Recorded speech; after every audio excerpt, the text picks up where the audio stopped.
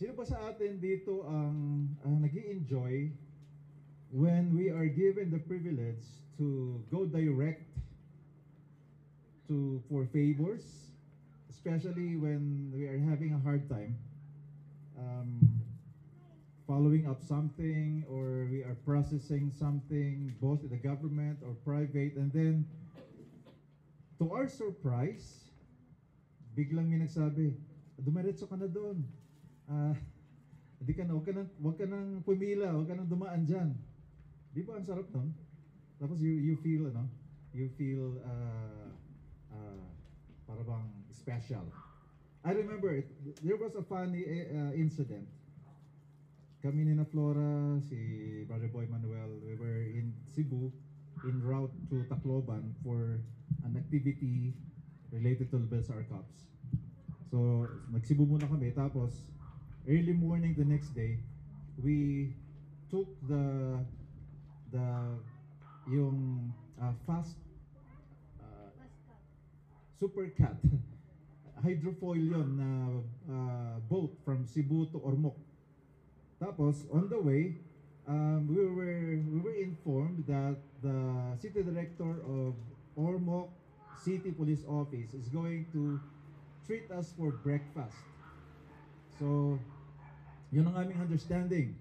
Kasalubungin niya kami, and we will be brought to his office for breakfast. And then upon arrival at the pier, his aide approached us and told us, our city director is waiting for you, but instead, we will drop by first at the Ormoc City Hall. So kami naman, okay. Now, para makita niyo yung nangyari, we were just clothed in ordinary traveling clothes, naka-shorts ako, yata. Tapos dahil titingnan namin yung dagat, so ang mga buhok namin lahat kung saan napunta. Tapos ang mga damit halos parang naka-duster lang, sina Flora, sina asawa ni Brother Boy. Tapos pagdating namin doon sa supposed to be magda-drop by lang sa City Hall ng Ormoc, we were ushered quickly by the aid of that city director. Kami naman sunod kasi mabilis ang lakad eh. And we were immediately whisked inside the office of the city mayor. During that time, he was the outgoing mayor. Sikat yun, no? Si Mayor Richard Gomez. Nagulat kami. Ang dami nakapila sa labas, mga disenteng mga damit, nakabarong, naka-disente. Kami naman, mga nakatsinelas, rubber shoes na, tapos diniretso kami sa office, direkta mismo kay Mayor Richard Gomez. Si Mayor Gomez, bagong ligo, ang bango-bango niya, ang ganda ng barong niya. Tapos kami naman dito. So, na-realize ko lang, sabi ko, sa isip ko, itong mga nakapila na to, kanina pa yata yung nakapila, samantalang kami, karating lang ng Ormoc, diniretso agad sa office ni Mayor Richard Gomez, tapos ang mga itsura namin, hindi maintindihan eh. So, we had the privilege of shaking the hands of the mayor, telling them what we're about to do in Leyte, and then we had the privilege of praying for him. So, example lang yun ng knowing that you have a friend in high places. So, tayo ba nagre-relish tayo ng ganun na meron tayong mga friend in high places? Ang pinag-usapan natin ngayon, high places up in the government or in private organizations, you know someone up there, and that would give you a certain privilege para hindi ka na dadaan sa mga hierarchy or mga steps towards getting something that you have been longing for. So if I believe we want that and we cherish the experience, but today the good news is we really have a friend in high places. And that friend, I remember we have a song. Ang song na to ay, what a friend we have in Jesus. Tama ba yun? Yung lumaki sa church. Yung lumaki sa Sunday school. What a friend we have in Jesus. Truly, we have a friend. And this friend is what we need or who we need, because he is the right person and he is with the right past in the right place. So let us go ahead. The passage has been read earlier, but let's read it again. Can we stand in reverence to the word today? It's in Hebrews chapter 4, verse 14 to 16. I am reading from the New Living Translation. So then, since we have a great high priest who has entered heaven, Jesus, the Son of God, let us hold firmly to what we believe. This high priest of ours understands our weaknesses, for he faced all of the same testings we do. Yet he did not sin. So let us come boldly to the throne of our gracious God. There we will receive his mercy, and we will find grace to help us when we need it most. Thank you, Father, for your word today. Thank you, Holy Spirit, that you're the one teaching each one of us. Thank you for the anointing for everyone right now. In Jesus' name, amen. Please be seated.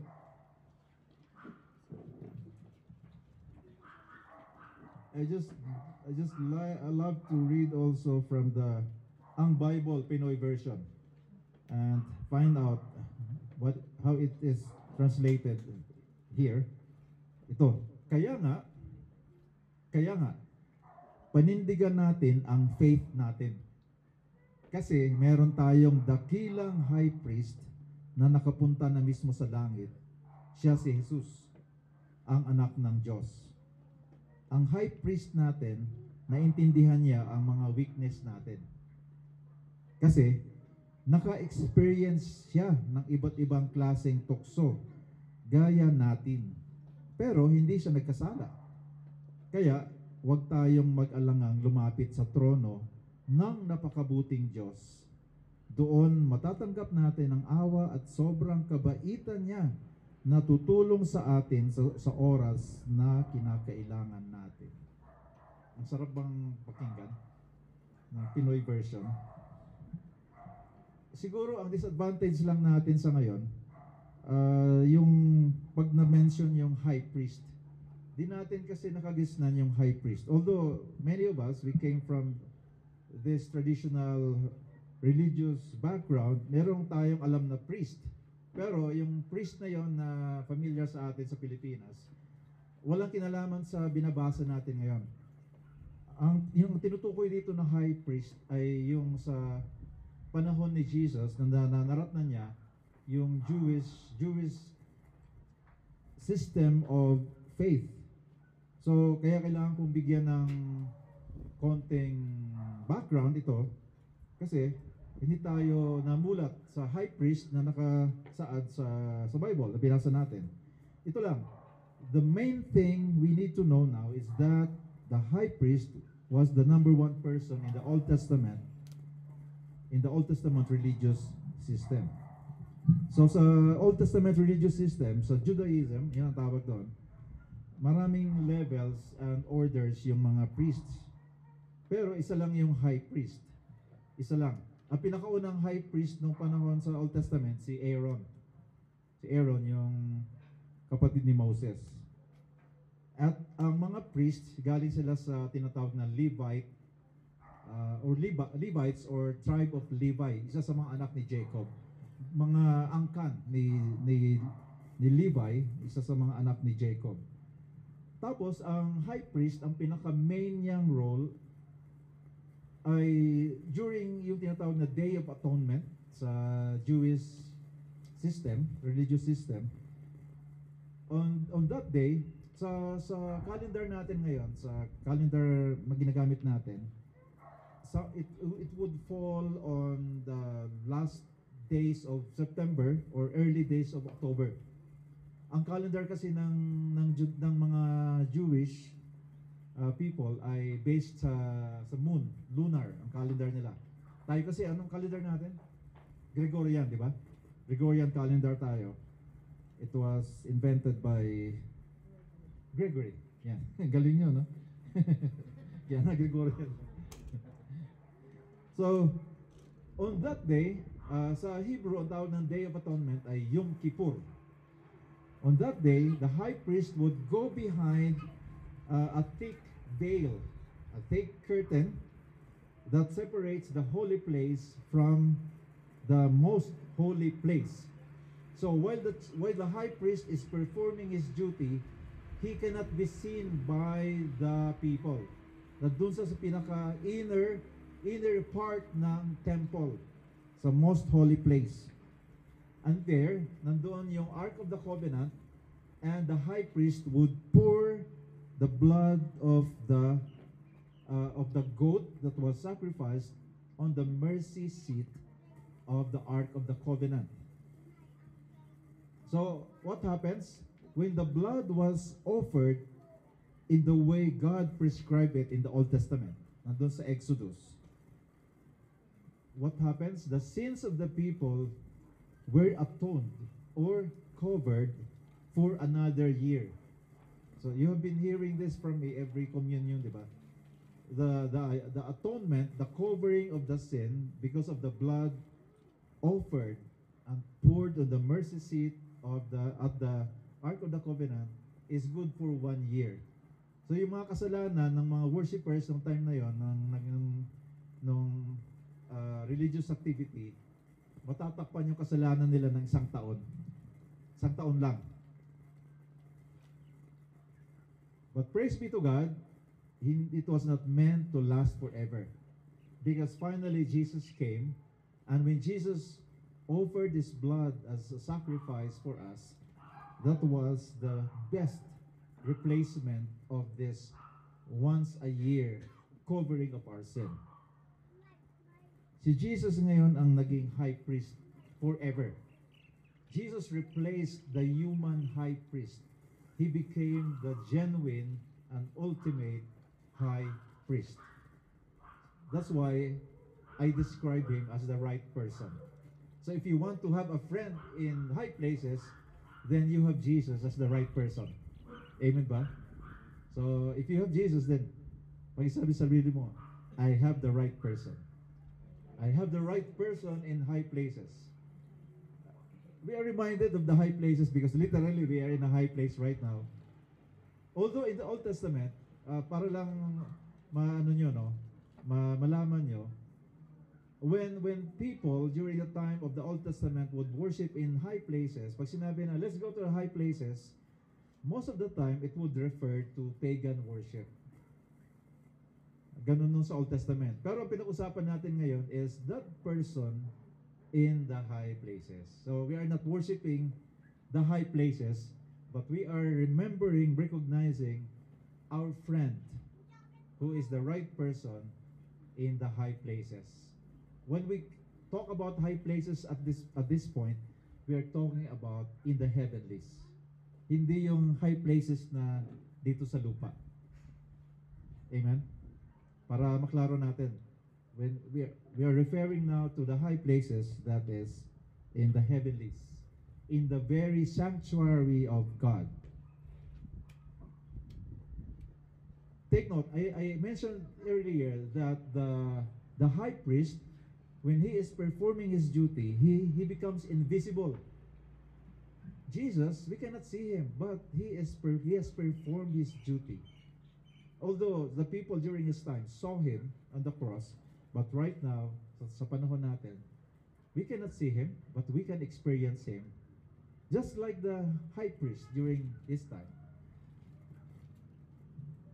Now, through the death of our Lord Jesus Christ, he made a complete and final atonement for our sins. That's why he is the right person. He is the right person to hear our prayers because he has entered the Holy of Holies. He is Jesus, his human name, and he is also the Son of God, his divine title. Yes, as mentioned already, he is not visible to us today, but the same Jesus who once walked on earth is now in heaven, having opened the way to God by his own eternal sacrifice. Jesus, our friend, the right person. Now, that brings us now to Jesus having the right past. In Hebrews 4:15, we read earlier, this high priest of ours understands our weaknesses. Why? Because he faced all of the same testings we do. Ulitin ko, he faced all the same testings we do. Lahat ng ating temptations na pagdadaanan pa, napagdaanan ni Jesus. Ang good thing lang sa kanya, hindi siya nagkasala. Hindi siya bumigay. Tayo kasi bumibigay tayo, di ba? Aminin. Aminin. Basahin ko sa yung version kanina. Ang high priest natin, naintindihan niya ang mga weakness natin. Pwedeng i-allow natin na mag-sink in ito. Mag-sink in. Naiintindihan niya ang mga weakness natin. May weakness ako. Hindi lang isa. Kayo meron din, di ba? At naintindihan niya yun. Naintindihan niya ang weakness niyo, nating lahat. Bakit? Kasi naka-experience siya ng iba't ibang klaseng tukso. Gaya natin. Pero hindi siya nagkasala. Kaya ito yung maganda sa ating friend, si Jesus, friend, Savior, and Lord. Alam niya yung ating pinagdaanan. Kumbaga, naramdaman niya. Ang kasalanan ay naramdaman din niya. Naramdaman niya. Although hindi siya nagkasala, pero ramdam niya kung paano ang kasalanan lumapit at dumapo sa atin.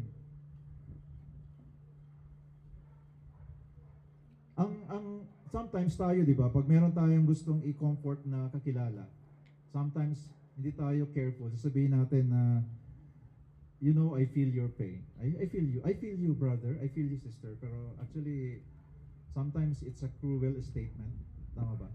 Kasi when that person is going through a terrible, terrible experience, and sabihin natin, I know what you are going through. Kung ano sasabihin sa isip ng taong yun, na sinasabihin natin, I know what you're going through. Bakit? Ikaw ba ganito rin bang naranasan mo ngayon? Actually, he or she can say that. That's why I believe saying something to that person, this kind of well-intentioned but misplaced, is a cruel one. It's a cruel statement. Yeah, we have to be careful because we don't really know what the other person is feeling. So sometimes you just have to be there. I remember when we went to the memorial service for our beloved Brother Bong. When we got there, when I saw the wife, gumanyan lang ako, tapos she hugged me and then she began to ask me, Pastor, can you please help me explain why this happened? I did not say anything. I just cried with her. Kaya sabi nung kasama ko na bata pa na, Pastor, talagang hindi pala kailangan na sagutin natin lagi, Sabi ko, tama. Kasi di ko rin alam eh. Di ko kayang ipaliwanag kung bakit. So, ang kailangan ko lang ay samahan lang, pakinggan lang, i-validate yung kanyang feelings, and then, hindi ko kailangan mag-invento or try to come up with words na it can mean nothing at that moment. Because sometimes, kailangan lang ng isang person going through a difficult season is for somebody to just be there. So anyway, the good thing about Jesus is, ramdam niya yung paano dapuan or dadapuan ng kasalanan, dadapuan ng temptation. Siya talaga nakakaintindi kung paano, anong pinagdadaanan natin na hindi natin kayang ipaliwanag. Si C.S. Lewis, may sinabi siya,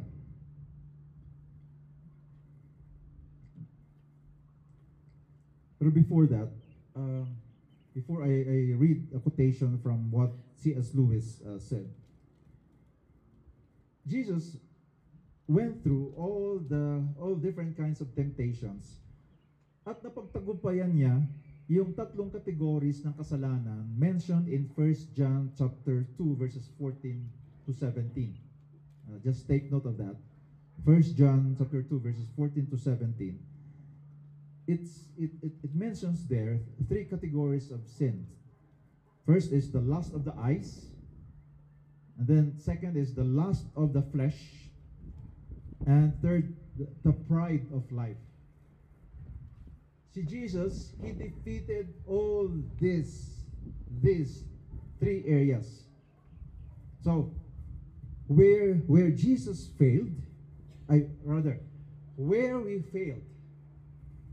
where we failed, Jesus succeeded.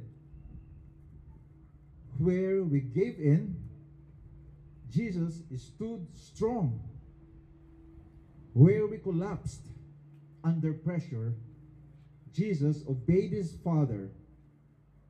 Yes, he was tempted, yet he never sinned by giving in. So now let me read part of what C.S. Lewis wrote. A silly idea is existing that good people do not know what temptation means. This is an obvious lie. Only those who try to resist temptation know how strong it is. After all, you find out the strength of the German army. He wrote this during Second World War. Of the German army by fighting against it, not by giving in. You find out the strength of the wind by trying to walk against it, not by lying down. A man who gives in to temptation after 5 minutes simply does not know what it would have been like an hour later. That is why bad people, in one sense, know very little about badness. They have lived a sheltered life by always giving in. Christ, because he was the only man who never yielded to temptation, is also the only man who knows to the full what temptation means. Unquote. So meron tong matinding implication sa buhay natin, sa ating spiritual life. Because Jesus was tempted and never gave in, we may be sure that he is never surprised by anything we say or do. Isn't that a relief? Kasi sometimes we try to, when we, in God's presence, we try to pretend that we are strong.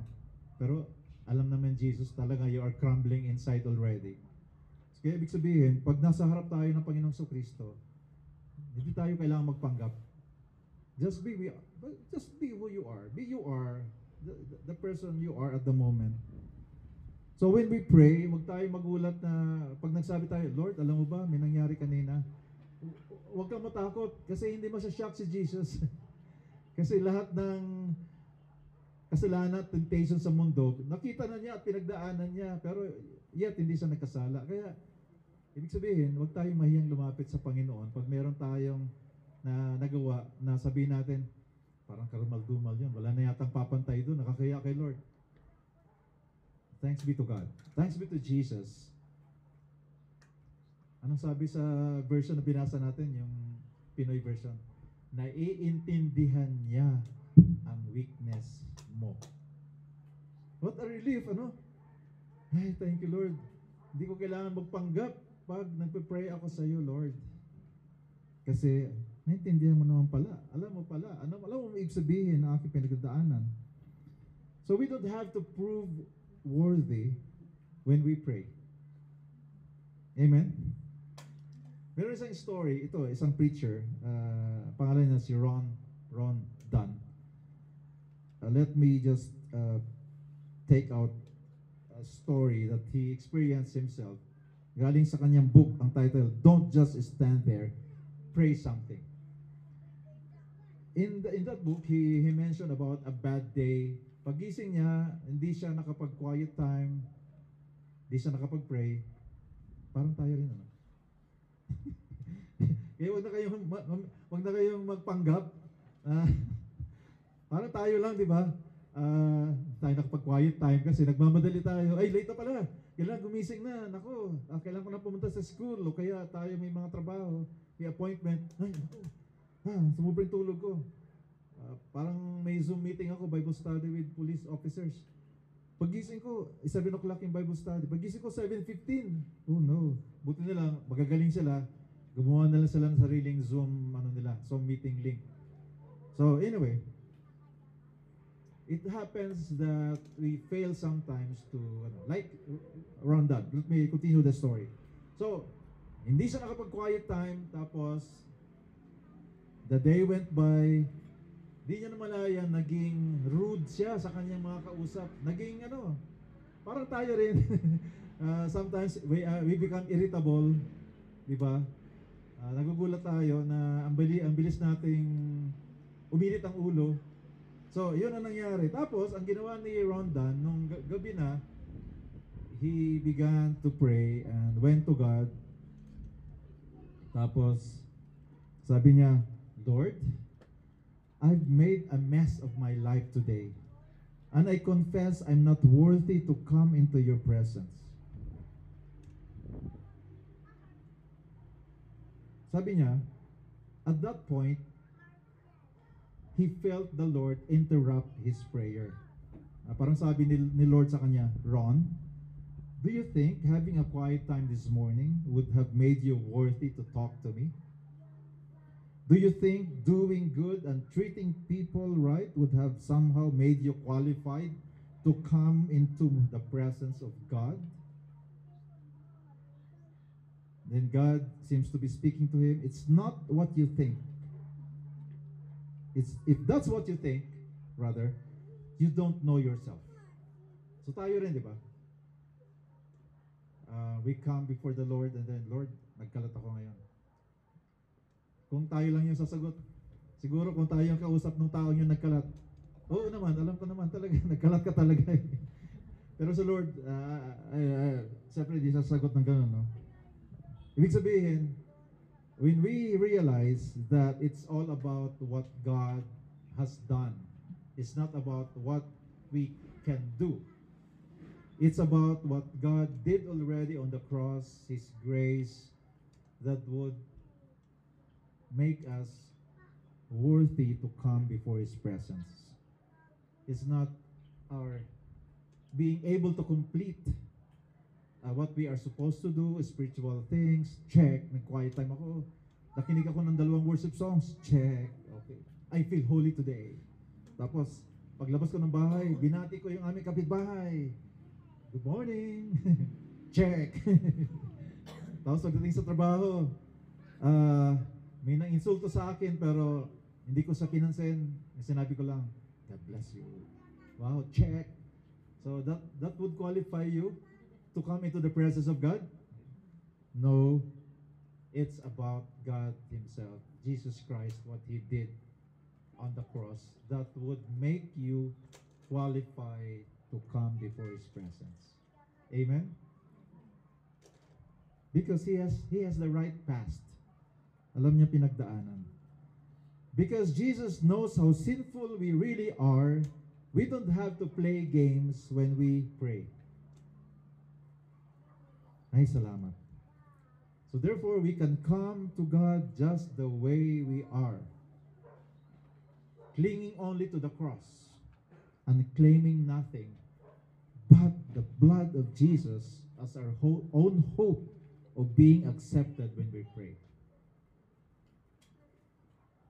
So what we read earlier, it contains this truth. And that brings us to one final truth that should encourage us when we pray. Jesus is not only the right person with the right past, Jesus is also the right place to give us the help we need. Amen. And by the way, acknowledging those who will watch this, that this is being recorded, as I mentioned. This is also for you, yung manunod dito. So, the right place. In Hebrews 4 verse 16, basahin ko na kagad dito sa Pinoy version. Kaya, Huwag tayong mag-alangang lumapit sa trono ng napakabuting Diyos. Doon matatanggap natin ang awa at sobrang kabaitan niya na tutulong sa atin sa oras na kailangan natin. Amen? In New Living Translation sa English, so let us come boldly to the throne of our gracious God. In NIV or ESV, let us come boldly to the throne of grace. There we will receive His mercy and we will find grace to help us when we need it most. Like your family and friends, sa online community, when we pray, we are invited to come into the throne of grace, to the throne of our gracious God. Because of Jesus, the throne of God's justice is now a throne of grace. In the Old Testament, because this is what happened. Reminder lang kung bakit sa Old Testament si God, nandun yung mga law, yung Ten Commandments. Nung panahon ni Moses, sabi kay Moses, sabihin mo sa mga tao that I will be their personal God. I will be their God. Pero sabi ng mga tao kay Moses, sabihin mo kay God na kontento na kami na nandyan ka between God and us. Sayang, ano? Si God noon, willing na siya na maging personal na God ng mga tao. Pero ang sabi ng mga tao, gusto namin mayroon pang in-between. Tapos sabi ng mga tao, would you please tell God that we will do everything, we will comply with everything that is stated in His commandments. Ang yabang, ano? Pero alam na natin ang kwento na hindi natin kaya na sundin ang house rules ng Panginoon without God, na on our own. So, nagkalat sila. Ngayon, kaya ang nangyari, nung panahon ng Old Testament, yung throne ni God, it seems like the throne of justice. Kaya noon, ang mga tao, parang, ang tingin nila kay God, naku, nagkasala ako. Magre-report ako ngayon. Haharap ako ngayon kay God. Magbibigay ako ng accounting. Ito ang ginawa ko. Para bang yung, maalala nyo nung mga nag-aaral tayo sa elementary or high school, sino ba dito ang tinawag na mag-report sa principal's office? Wala. Mabait ba tayong lahat? Wala ba? Wala ba tayo? O sa guidance office na lang. Natawag. Guidance counselor. Di ba, kinakabahan ka ba? Excited ka ba pag napatawag sa guidance counselor? Ano nangyayari sa mga estudyante pag pinatawag sa principal's office o sa guidance office? Hindi na sila nakikita. Nawawala. Kasi umuwi ka agad eh. Hindi niya kaya humarap sa classmates kasi hiyang-hiya eh. Yun ang ating feeling noon, nung di pa natin kilala si God, di pa natin kilala ang grace ng Panginoon. Akala natin pag haharap tayo sa presensya niya, naku, justice na to. Mukhang mabibitay ako ngayon. Pero ang ginawa ng Panginoon Kristo, yung throne of justice naging throne of grace. Amen? So ibig sabihin, we come as we are. With our mess. With our respective pagkakalat. Ano ang sabi kanina? Sa binasa natin, let us come boldly. With our respective mess. Let us come boldly with our respective defects. Amen? Ang sarap ng Panginoon Diyos, ano? Kaya nga kanina, when we were worshiping the Lord, we were singing Friend in High Places. Kagabi, nung kinakanta namin si Harry, sabi niya, ang saya ng kanta na to, Pastor. Oo nga, masaya talaga. Kasi we have a friend in high places. And the throne of grace has been opened to us by Jesus Christ. So what a relief it is to know Jesus as the right person, with the right past, at the right place. So when we come before God in prayer, we don't have to be ashamed or act bashful, or we carefully craft our prayer as if we are creating a speech before someone. Baka magkamali tayo ng word na masabi. Lord, parang gusto nating ayusin yung mga words. Pero alam ni Lord na ano, siguro si Lord natatawa lang sa atin na punong-puno ng pag-ibig. Ay, itong anak ko. Mahal ko naman siya kahit sino pa man siya. Kaya nga ako namatay sa cross. At nabuhay naman muli kasi di niya kaya maging magpaka ganon na hindi naman niya kaya. Ibig sabihin, Life Journey family and the online community, we can unburden our heart before the Lord and say whatever we want to say. Amen. So our text today tells us what we will find when we come to the throne of grace. What is it? What is it that we can find? Mercy. We find mercy. We find grace. Alam niyo ba kung ano yung mercy? Ano ang benefit natin nun? Mercy is what gets us out of trouble. Lahat naman tayo nakagkaroon ng trouble. Because of God's mercy, naaalis tayo doon sa burden ng trouble. Yun ang mercy ng Panginoon Diyos. And there are times in our lives when the only thing we can do is to cry out to God. God, have mercy. I believe sometimes you experience that also. You made a decision or a person would do something that is unbelievable. Unbelievable na di mo matanggap na kaya niyang gawin yon. Ang magagawa mo na lang is, God, would you have mercy? God, have mercy. Just like what happened to our brother Bong or Perry. But the good thing is, out of the 67 people who died on that collision, he is one of the 3 na na-preserve yung mukha. So we were still able to view him. Si Brother Bong. Of course, it's a favor from the Lord. What I'm trying to say now is that there are certain times in our lives that all we can say is, Lord, have mercy. Have mercy, Lord. I need your mercy, Lord. I need your mercy. Lord, I need your grace. At wala na tayong masabi. Like the other day, I was speaking to a family friend as well. His younger brother is in a coma right now in a hospital. And we were talking with his kuya. Sabi niya, Pastor, wala na akong maiyak. Iniyak ko na ang lahat. Wala na akong masabi kay Lord. Naisabi ko na lahat. Sometimes, ganun tayo. From one pain to another pain, all we can say is, Lord, have mercy. Lord, have mercy. And the good thing is, our God is at the right place. When we are at that moment, He is there. He is there at the right place. Amen.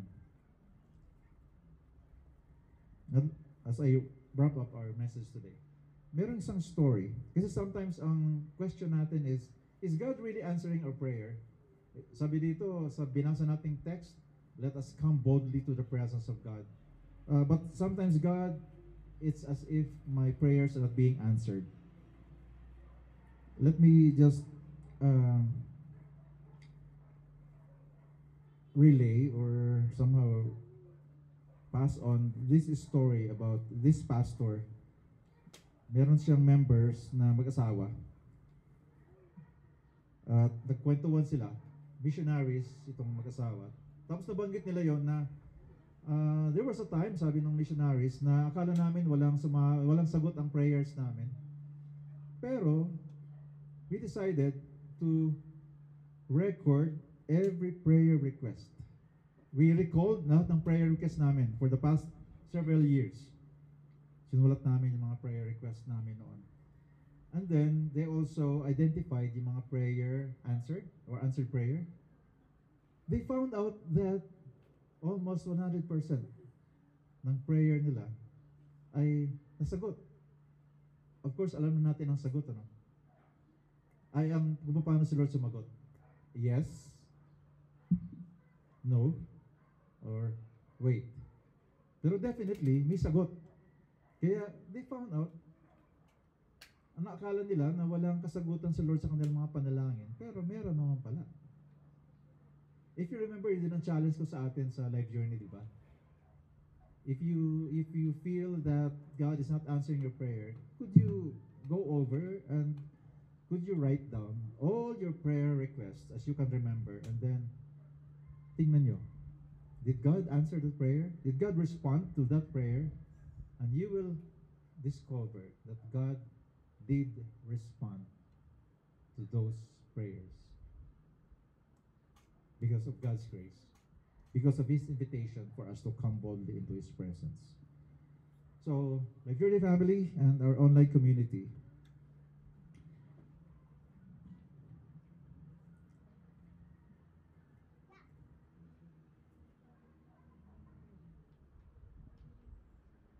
we are reminded of what Jesus said in Matthew chapter 7, verse 7. Ano sabi ni Jesus doon? Ask and you will receive. Ask and you will receive. Si John Newton, yung dating slave trader sa England. Ano siya? Malaking kinita niya noon sa pagiging slave trader, but the time came for him to finally realize the evil that he is doing, and he became a Jesus follower. He expressed something like this in relation to what we are talking about. Sabi niya, "Thou art coming to a king, large petitions or prayer with thee bring, for his grace and power are such, none can ever ask too much." Amen. John Newton, the one who composed Amazing Grace. So, what we have been talking about ever since we started singing, is very good news for all of us. We have a friend in high places. Amen. His name is Jesus. We have this connection to heaven. We have a friend at the throne of grace who delights to answer our prayers. Amen. He is the right person. He is the right person with the right past and in the right place. So, Life Journey family, let us come boldly. Let us come regularly, as many as we can, or as many, as frequent. It's okay to make a mistake, right? As frequent as we can before the presence of God, because He is delighting in our prayers. Even our prayers is not well crafted. Even our prayers is not grammatically correct. Amen. Di naman niya sabihin, mali grammar mo kaya hindi kita sagutin. Kundi, anak, I love you. Even with the bad grammar. So, can we all stand? Because when we come boldly to the presence of God, He will not turn you away. Amen? Let's pray. Our loving God, thank you that you're our friend in high places. You're the right person with the right past in the right place, and your name is Jesus. It's not about our goodness. It's not about our achievements, but it's about what you have done on the cross. It's about you, Jesus. And so, Lord, forgive us that sometimes we try to um, pretend that everything is okay, but in fact, in reality, we are crumbling inside. We are shouting, we are crying inside, oh God, because of what we are going through. But thanks be to you, your invitation for each one of us is to come boldly in your throne of grace. And so that's what we are doing today. Here right now in your presence, oh God, we come as we are. Thank you, Jesus, for inviting us. Thank you, Lord. In your name we pray. Amen.